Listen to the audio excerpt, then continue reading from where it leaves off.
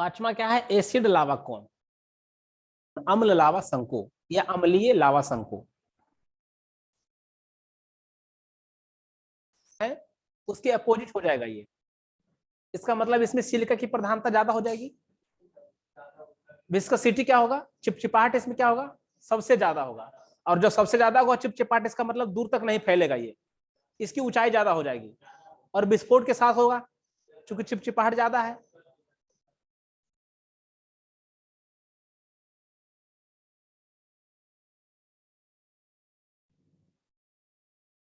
ये dome shape एकदम होगा।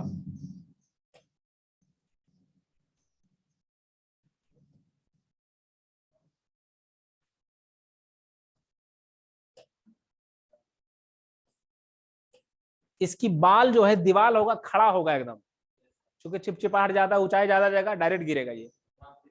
ठीक ना?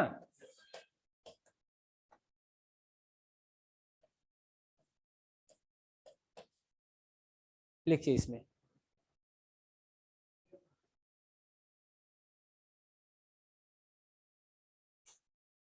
अम्लीय लावा शंकु में निकलने वाले पदार्थ, अम्लीय लावा शंकु से निकलने वाले पदार्थ में सिलिका की प्रधानता, में सिलिका की प्रधानता होती है।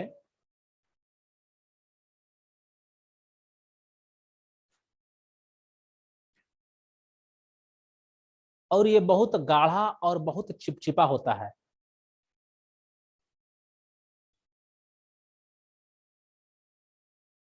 और ये बहुत गाढ़ा और बहुत चिपचिपा होता है, जिसके कारण इसका प्रवाह दूर तक नहीं फैलकर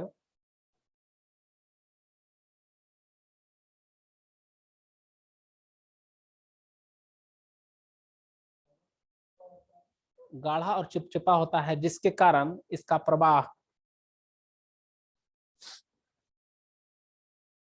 दूर तक नहीं फैलकर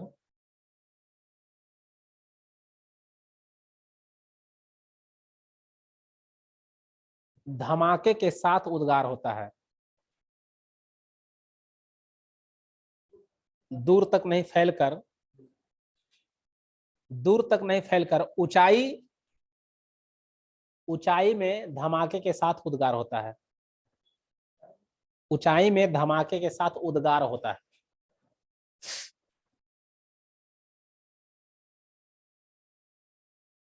इस शंकु का दीवार, इस शंकु का दीवार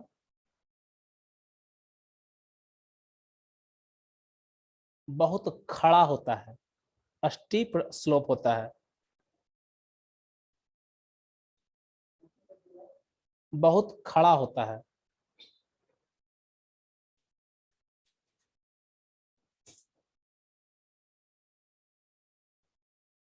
इस प्रकार का उदाहरण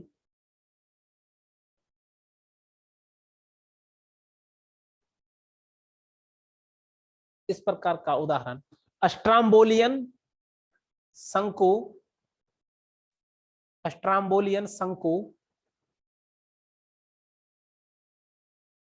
में पाया जाता है, पाया जा सकता है, देखा जा सकता है।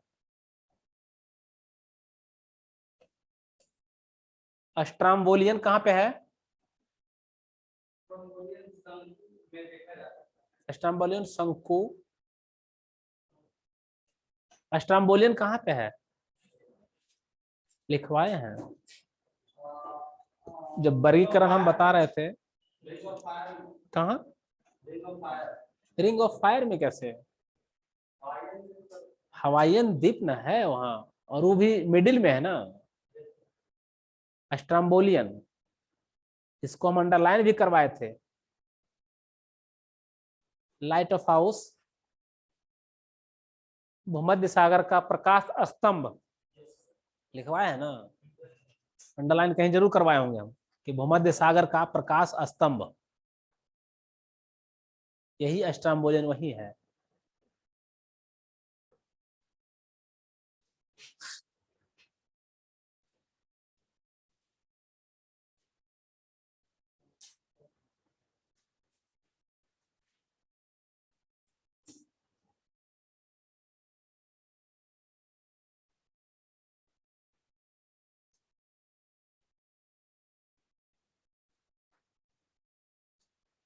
लास्ट में है लावा प्लग, LAVA, लावा प्लग।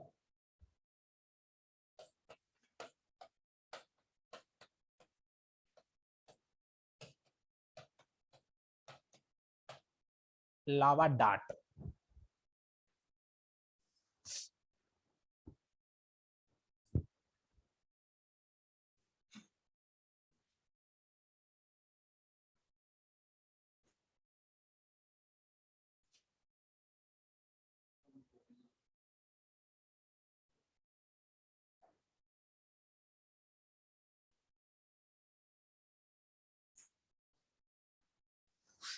लावा डाट क्या होता है कि मान लिया कभी वोल्केनो यहाँ इरप्शन हुआ था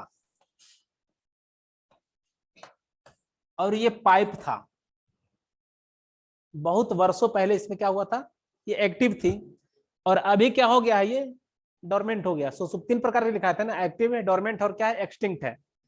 सक्रिय ज्वालामुखी, मृत ज्वालामुखी और प्रसुप्त ज्वालामुखी, 3 लिख पाए थे ना। तो मान लिया कभी ये सक्रिय था लाखों बरस पहले, उसके बाद फिर ये मृत अवस्था में चला गया, सॉरी एक्सटिंक्ट, डोरमेंट अवस्था में, प्रसुप्त अवस्था में चला गया। प्रसुप्त अवस्था में चला गया तो इसमें तो उद्गार अब हो नहीं रहा है, लेकिन इरोजन तो हो सकता है। जब इरोजन होते होते ये जब शंकु यहाँ था, ये सब क्या होगा, इरोड हो गया, तो सिर्फ क्या बच गया था, ये बच गया था। इसी को लावा डाट कहते हैं, ठीक ना, इसको क्या कहते हैं, लावा डाट। अब यहाँ जो मटेरियल था चारों तरफ शंकु का, ये तो इरोड हो गया, अपर्दन हो गया इसका। और अपर्दन का क्या है, एजेंट की कौन कौन सा है, मौसमीकरण तो वेदरिंग हो गया, हम एजेंट पूछे हैं। हाँ ठीक है, हवा है, बहुत अच्छा। तो 5 प्रकार का जो हम जो मॉर्फिक एजेंट बताए थे उसके द्वारा क्या हुआ, इरोजन इसका हो गया। और डेनुडेशनल प्रोसेस में क्या था, अनाच्छादनात्मक प्रक्रम में क्या था, फर्स्ट क्लास अनाच्छादनात्मक प्रक्रम, अपर्दन था, निक्षेपण था और मौसमीकरण था, है ना। तो सभी मिलाकर के इसको अपर्दित कर दिया गया, सिर्फ क्या बच गया, और ये बहुत रेसिस्टेंट था, इतना प्रतिरोधक क्षमता इसके पास थी कि इसको अपर्दन नहीं कर सका, इसलिए दिखने लगा। इसको क्या कहते हैं, लावा डाट। ठीक है, लिख लीजिए।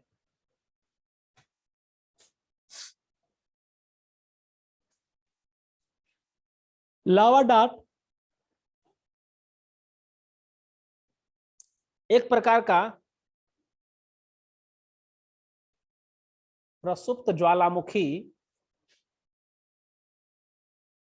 प्रसुप्त ज्वालामुखी नली है,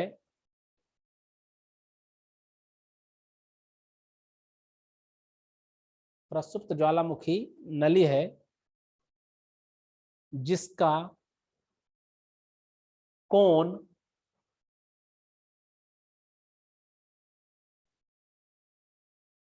भू आकृतिक प्रक्रम द्वारा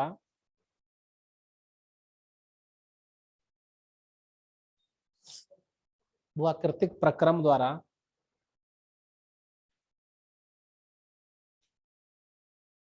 अपर्दित हो गया है।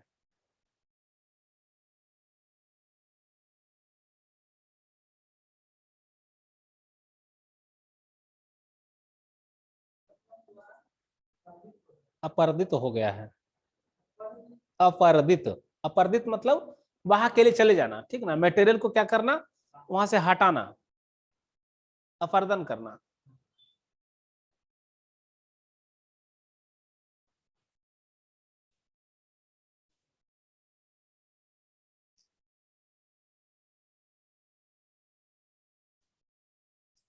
इसका सिर्फ इस तरह से बना लीजिए, बस यही है, काफी है।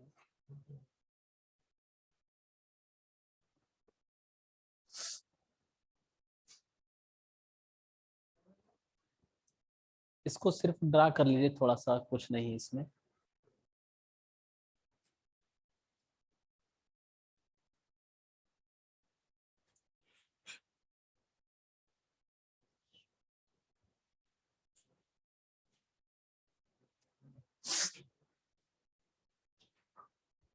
सेवन, क्रेटर तो बताने की जरूरत नहीं है, क्रेटर क्या है ये,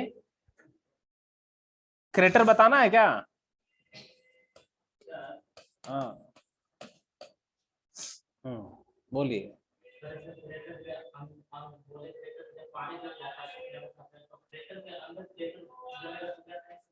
उस हाँ वही वही लिखा रहे हैं। ठीक है, लिखिए क्रेटर।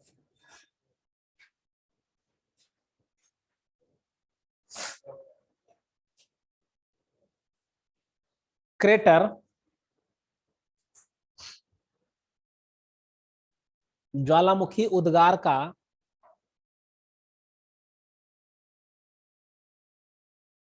सबसे ऊपरी हिस्सा,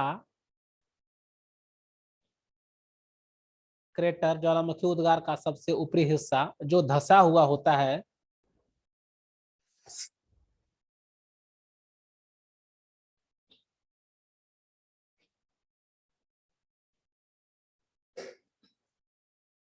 जिसे ज्वालामुखी मुख भी कहते हैं। कीपाकार होता है, कीपाकार मतलब फनल टाइप होता है, ठीक ना, इस तरह का।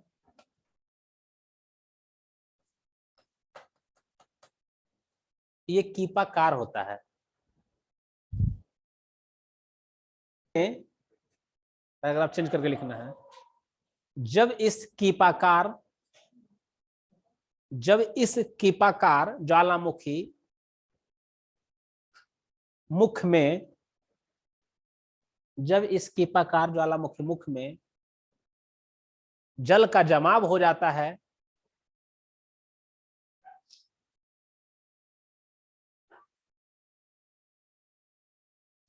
तो इसे क्रेटर झील कहते हैं। क्रेटर झील।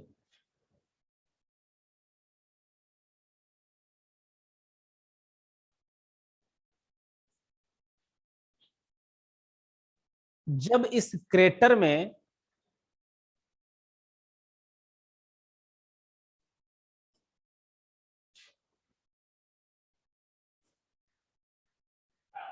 जब इस क्रेटर में सपोज दैट ये क्रेटर है अभी,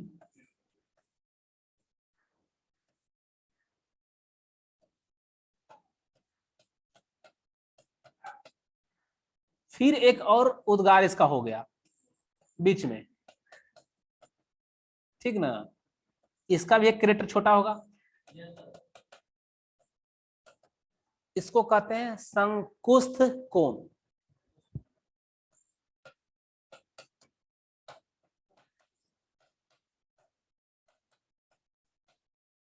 क्या होता है, इसको क्रेटरलेट्स कहते हैं। क्या कहेंगे, क्रेटरलेट्स या संकुस्थ कोण। जब क्रेटर में एक और उद्गार के साथ दूसरे क्रेटर का निर्माण, जब एक क्रेटर में दूसरे क्रेटर का निर्माण हो जाता है, मीन्स क्रेटर्स विथ क्रेटर, मतलब क्या हुआ, क्रेटर के साथ क्रेटर, है ना, तो उसे संकुस्थ कोण कहते हैं या नेस्टेड कोण कहते हैं। नेस्टेड, संकुस्थ कोण या नेस्टेड कोण।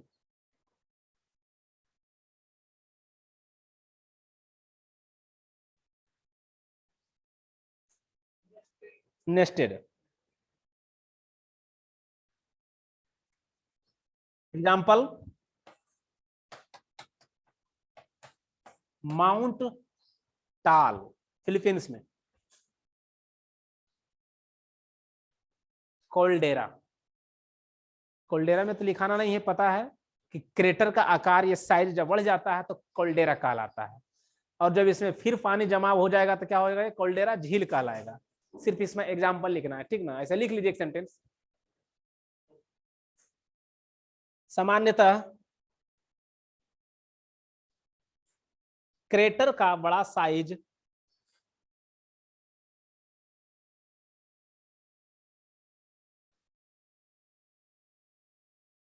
समानतः क्रेटर का बड़ा साइज कोल्डेरा कहलाता है।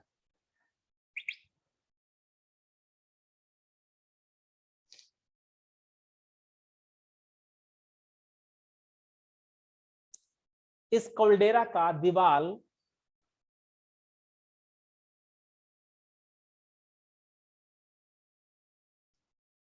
बहुत खड़ा होता है।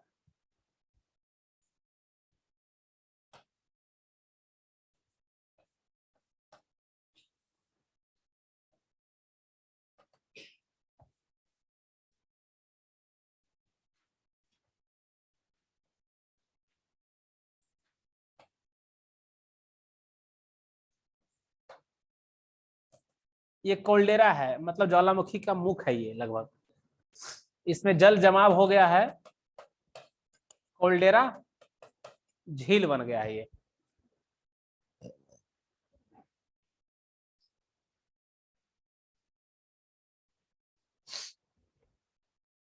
कहां तक लिखे होता है, कोल्डेरा का दीवार बहुत खड़ा होता है। एग्जाम्पल, विश्व के महत्वपूर्ण कोल्डेरा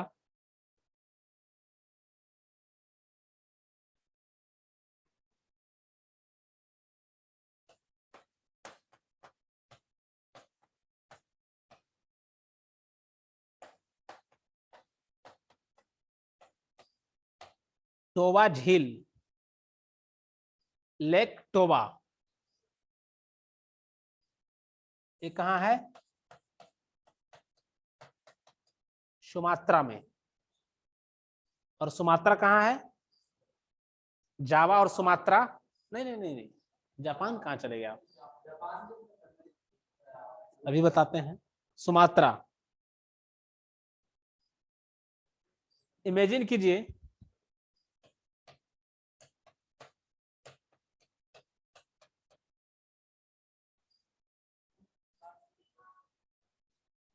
सोचिए कितना क्षेत्रफल इसका हो गया।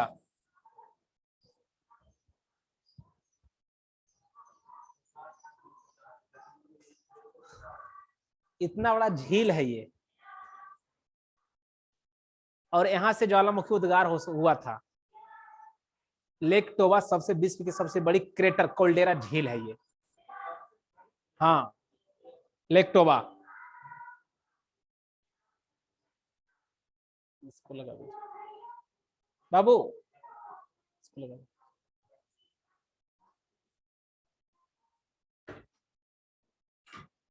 सुमात्रा, सुमात्रा कहाँ पे है?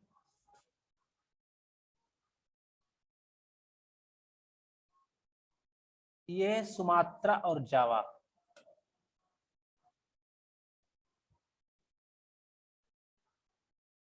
ठीक ना?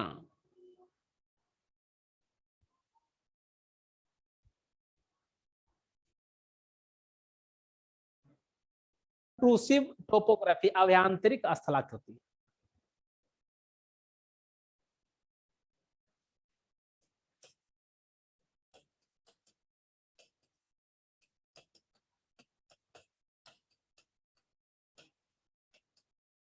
आद कैसे करना है? कोडिंग कर लेना है, 7 गोते मात्र है, कोड बना लेना है, बस आद रह जाएगा।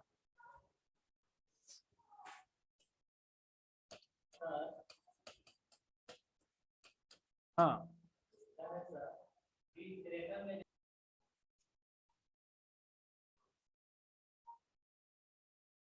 अभ्यांतरिक मतलब अब क्या हो गया, ये तो पृथ्वी के जितना भी अभी बताए थे पृथ्वी के ऊपर बना था सब। अब क्या होगा पृथ्वी के नीचे? पृथ्वी के नीचे कैसे होगा? जब मैग्मा में ये ताकत नहीं रहेगी कि पृथ्वी को क्या करे, तोड़ सके, फाड़ सके, ठीक ना? वो अंदर ही इंट्रूड हो जाता है, जम जाता है। और जिस शेप में जम जाता है, जहां जगह मिला जम गया, उसी शेप के आकार में इसका नाम दिया गया है। ठीक ना? तो लिखिए intrusive, intrusive topography, INTRUSIV, intrusive topography.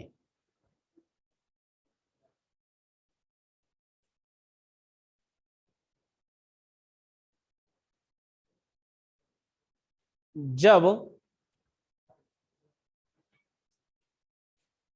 ज्वालामुखी उद्गार के समय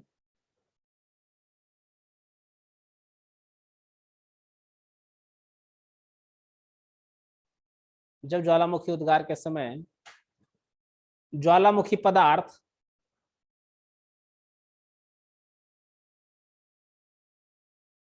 गैस, जलवाष्प,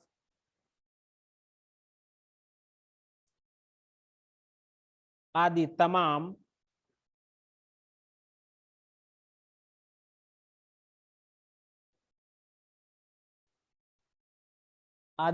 पदार्थों में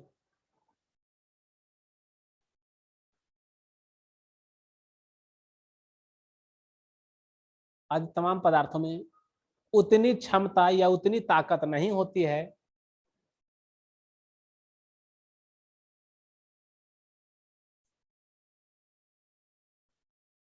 जो उद्गार पैदा कर सके,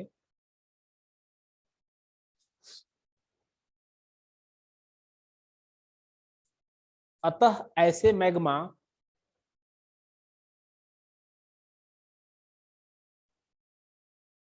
पृथ्वी के अंदर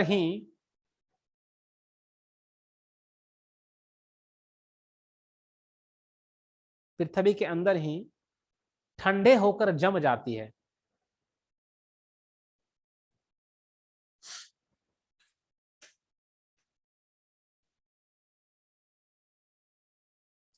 और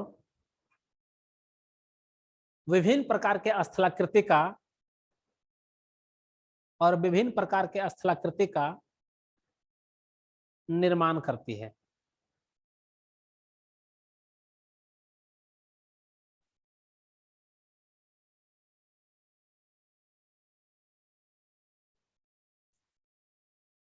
ये पृथ्वी के अंदर तमाम स्थलाकृति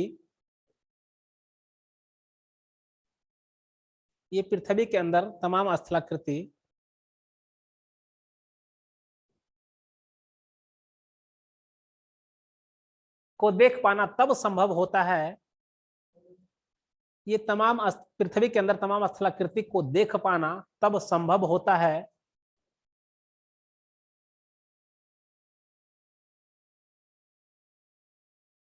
जब ऊपरी परत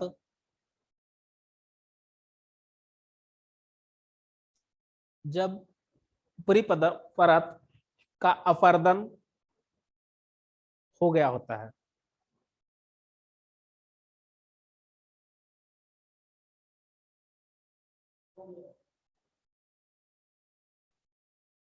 दूसरे शब्दों में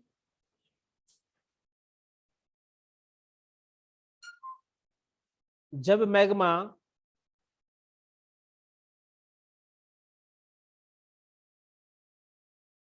पृथ्वी के सतह पे नहीं पहुंच पाती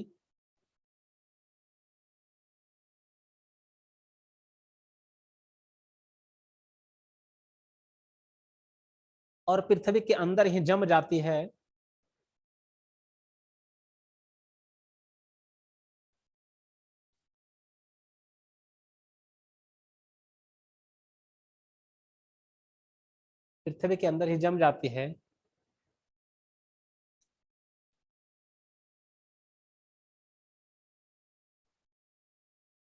इसे अभ्यांतरिक या आंतरिक स्थलाकृति, इसे अभ्यांतरिक या ज्वालामुखी आंतरिक स्थलाकृति कहते हैं।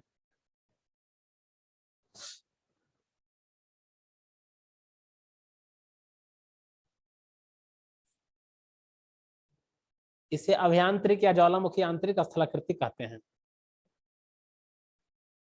और यही आंतरिक ज्वालामुखी स्थलाकृति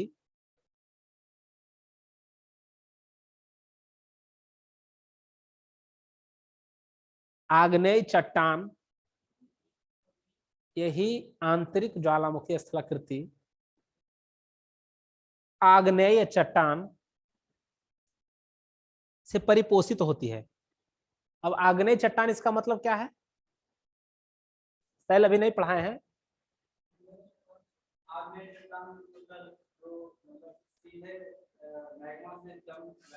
करेक्ट है ना, मैग्मा जो जम गया है, इसका मतलब है कि शैल जो हम रॉक पढ़ाएंगे, सबसे पुराना कौन होगा, सबसे पुराना रॉक कौन होगा, सबसे पुरानी शैल, सबसे पुरानी चट्टाने कौन होगी, आग्नेय होगी, ठीक ना। क्या होगा, आग्नेय होगा। सबसे ओल्डेस्ट रॉक जो होगा क्या होगा, आग्नेय होगा। क्योंकि जब पृथ्वी जब बनी थी उसी समय से ज्वालामुखी उद्गार हुआ होगा ना। पृथ्वी का निर्माण हुआ था तो इंटरनली टेम्परेचर तो था ही पहले ज्यादा, और आज भी ज्यादा है। कितना है लगभग कोर में? 5000 डिग्री सेल्सियस। अब इतना डिग्री टेम्परेचर है और इससे मैग्मा निकलता है, लावा का उद्गार जब होता है, अब स्थिति क्या होगा? इसका मतलब रॉक का जो निर्माण हुआ है, सबसे पहली और सबसे पुरानी चट्टान कौन सा होगा? आग्नेय चट्टान होगा, है ना, इग्नेस रॉक होगा। ठीक है, अभी रॉक नहीं करवाए हैं, रॉक करवाएंगे एक दो क्लास में। रॉक और मिनरल दो बाकी रहा है इधर।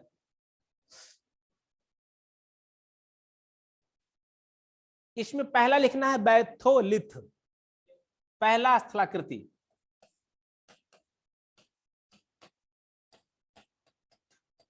हिंदी में बैथोलिथ ही है।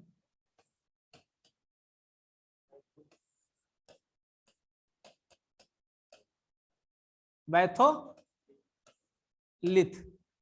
ये होगा, बैथोलिथ। अब जो भी लिखवा रहे हैं पृथ्वी के नीचे है।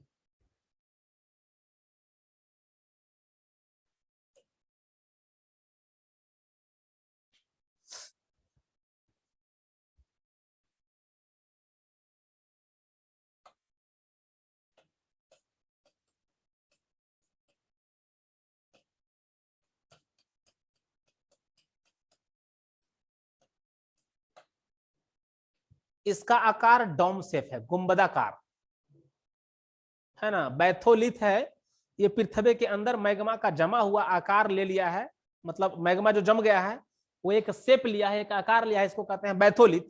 इसमें लिखिए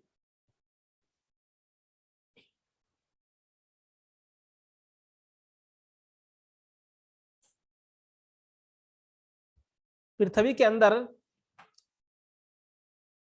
मैग्मा को जम जाने से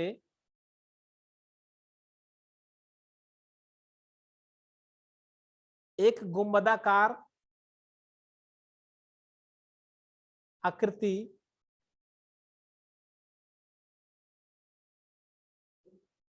एक गुंबदाकार आकृति जिसकी जड़ें बहुत गहराई तक होती है,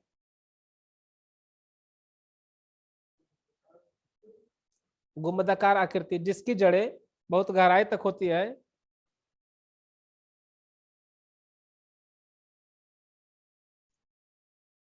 दीवाल जिसका बहुत खड़ा होता है,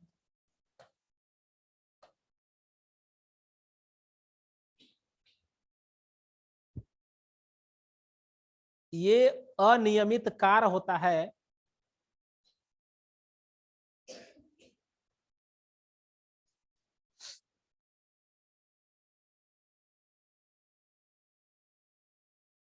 जिसका है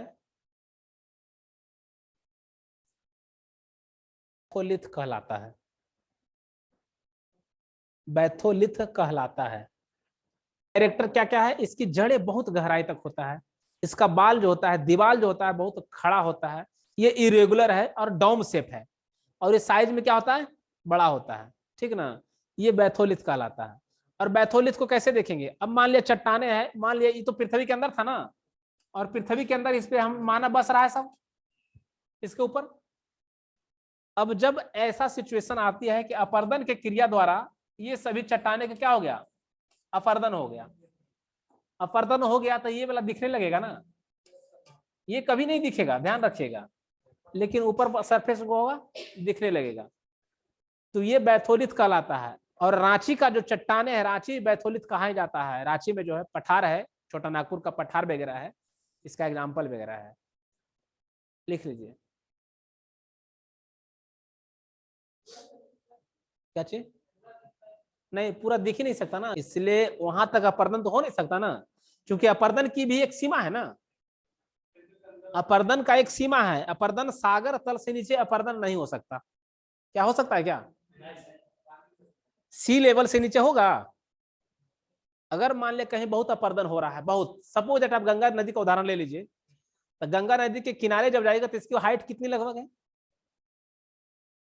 गंगा नदी के किनारे तो गए होंगे ना, कितना हाइट है लगभग? अप्रोक्सीमेटली एक मोटा मोटी अंदाजा बताइए कितना होगा? 30 मीटर मान के चलते हैं, 30 फीट। 30 फीट 20 फीट तो जरूरी है, 40 फीट भी हो सकता है, 50 भी है। तो अगर मान लिया उस 50 फीट से नीचे मान लिया सपोज दैट किनारे वाला अपर्दित होते चला गया, और अपर्दन का कौन कौन एजेंट है पता ही है, वायु से भी होता है, जल से भी होता है, हिमानी से होता है, और भूमिगत जल से भी होता है, ठीक ना, ये सभी एजेंट हैं।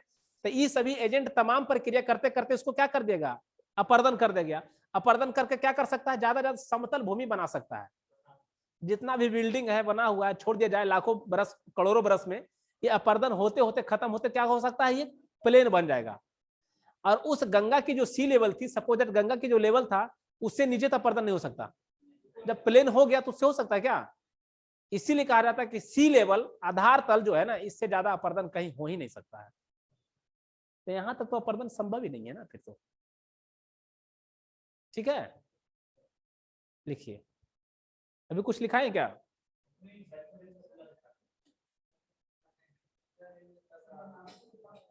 क्या चीज? हाँ एग्जाम्पल लिखे, एग्जाम्पल नहीं लिखना, अभी लिखना है। बहुत सारे बैथोलिथ डोम या गुंबद, बहुत सारे बैथोलिथ गुंबद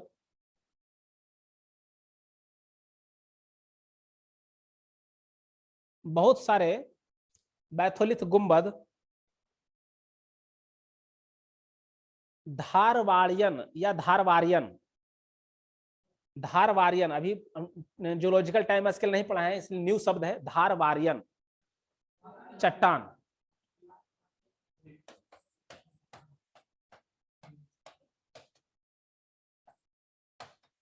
धारवाड़, धारवाड़ियन,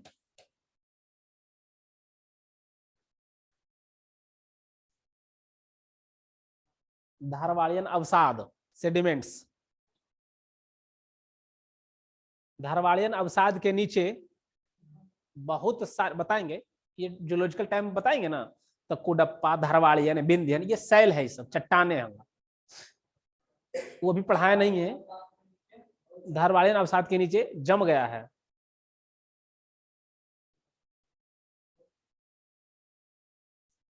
धारवाड़ियन अवसाद के नीचे जम गया है,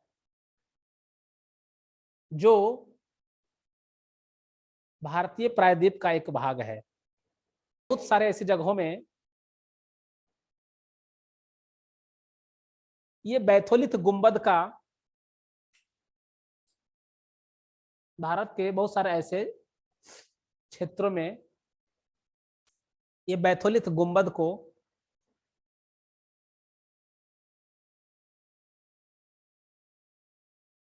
देख पाना तब संभव हुआ है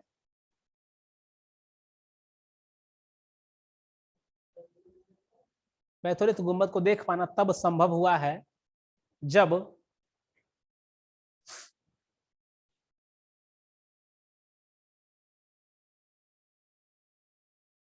पृथ्वी के ऊपरी सतह का अपर्दन हो चुका, पृथ्वी के ऊपरी सतह का अपर्दन हो चुका।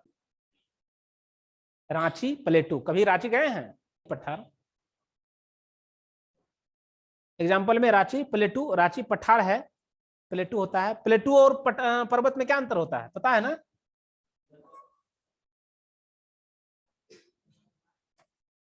पर्वत की चोटी होती है, हाइट होता है इसका, इसकी चोटी होती है, ठीक ना। लेकिन पठार क्या होता है, पठार ये होगा, फ्लैट शेप होगा इसका, ठीक है, और स्टिप वाल होगा, ठीक है। तो रांची, इसको रांची बैथोलिथ भी कहते हैं, लिख लीजिए, इसको रांची बैथोलिथ भी कहते हैं। हाँ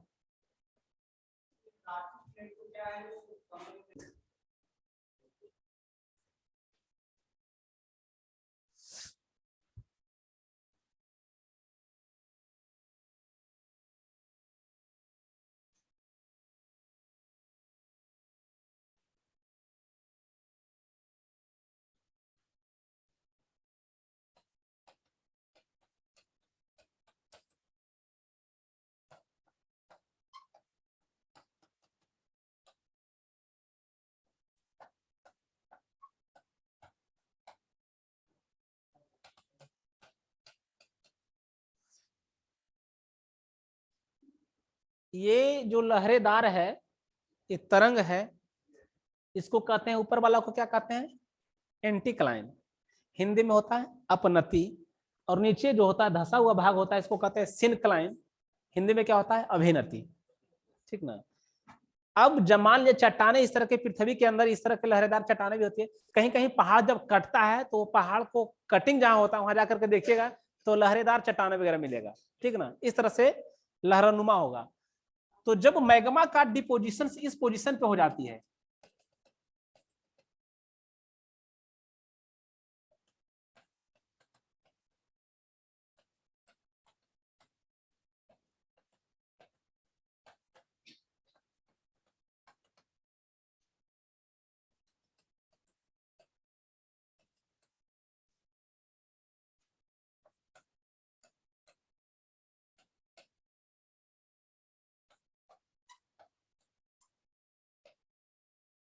जब ये डिपोजिट हो जाता है इस स्थिति में, इस आकार में, इसको कहते हैं फैकोलिथ।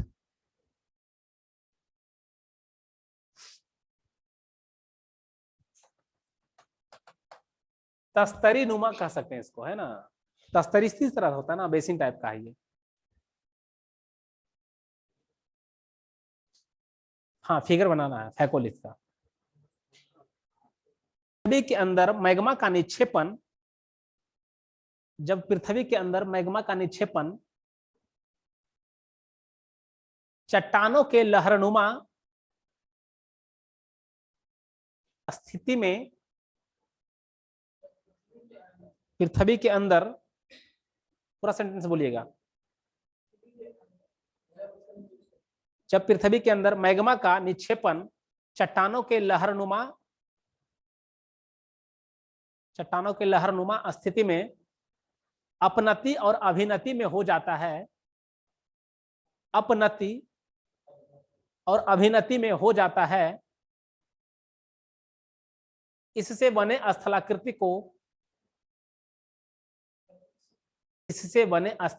को फैकोलिथ कहते हैं। ये लोकोलिथ है, लोकोलिथ। तीसरा लोकोलिथ।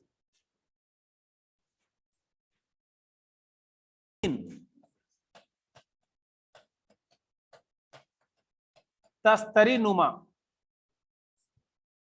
इसका शाब्दिक अर्थ क्या होता है, बेसिन या तस्तरी नुमा।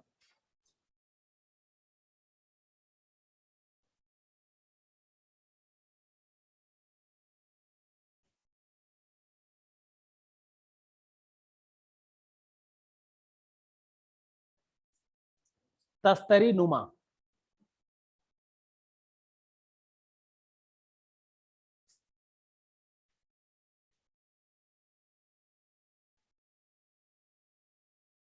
जब मैग्मा का निक्षेपण पृथ्वी के अंदर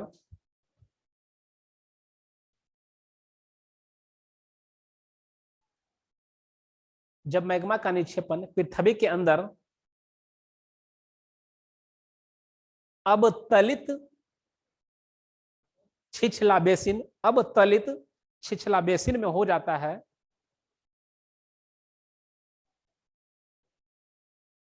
अबतलित छिछला बेसिन में होता है,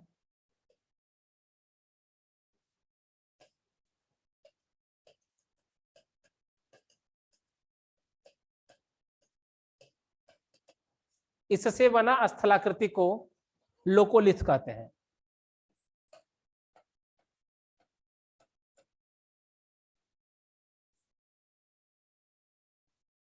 इससे बने स्थलाकृति को लोकोलिथ कहते हैं।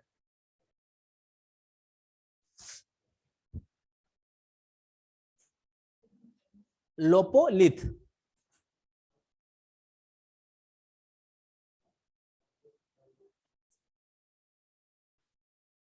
इसकी जो चौड़ाई हो सकती है ना, विड्थ इसका जो हो सकता है 480 किलोमीटर भी हो सकता है।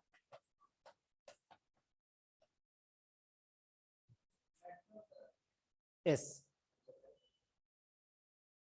पृथ्वी के अंदर 480 किलोमीटर तक पता नहीं कहां जम गया। ठीक है,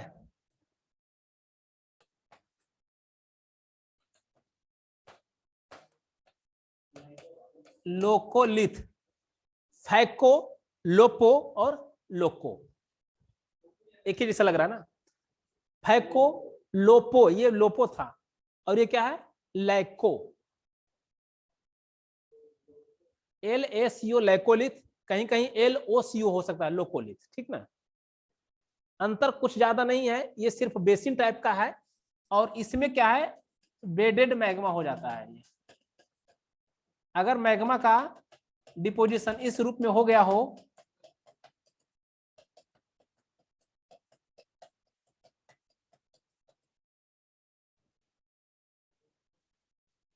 लोकोलिथ।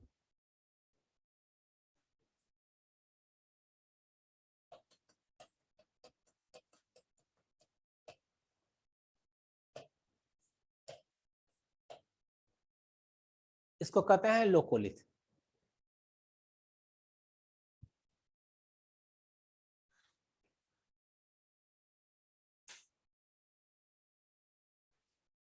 जमाव पृथ्वी के अंदर क्षैतिज अस्तरित चट्टानों में, जब मैग्मा का जमाव पृथ्वी के अंदर क्षैतिज अस्तरित चट्टानों में हो जाता है, क्षैतिज अस्तरित, अस्तरित, अस्तरण नहीं सुने हैं, स्ट्रेटिफिकेशन, ये स्तर ही तो है, 1 स्तर, सेकेंड स्तर, नीचे करेंगे तो 3rd स्तर, है ना। जब मैग्मा का जमाव पृथ्वी के अंदर अस्तरित चट्टानों में हो जाता है, क्षैतिज अस्तरित चट्टानों में हो जाता है, तब लोकोलिथ का निर्माण होता है।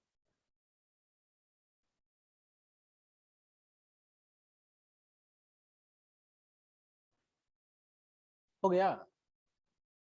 लास्ट में एक है डाइक।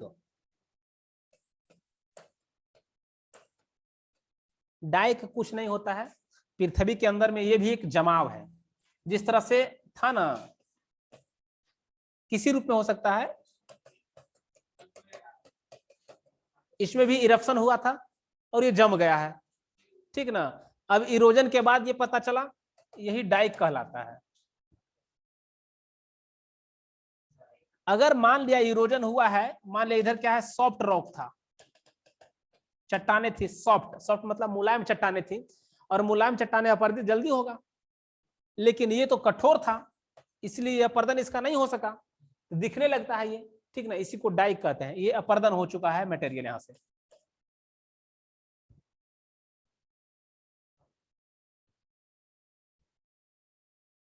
जमाव हो जाता है, जमाव किस प्रकार होता है, मान लिया ये शेप में हो गया, सपोज दैट पृथ्वी के अंदर इस तरह का पट्टी टाइप का हो गया, इसको क्या कहेंगे, सील कहेंगे, या फिर इस तरह से भी हो सकता है, ये मैग्मा का जमाव है, ये भी मैग्मा का जमाव है, इसको सील कहेंगे।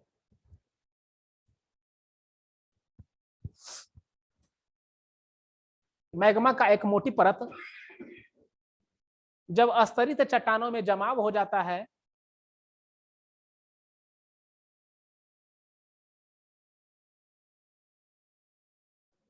जब अस्तरित चट्टानों में जमाव हो जाता है,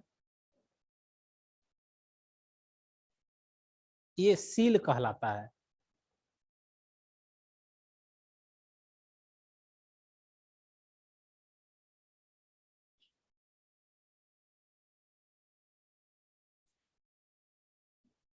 बस इतना ही था इसमें, ठीक है।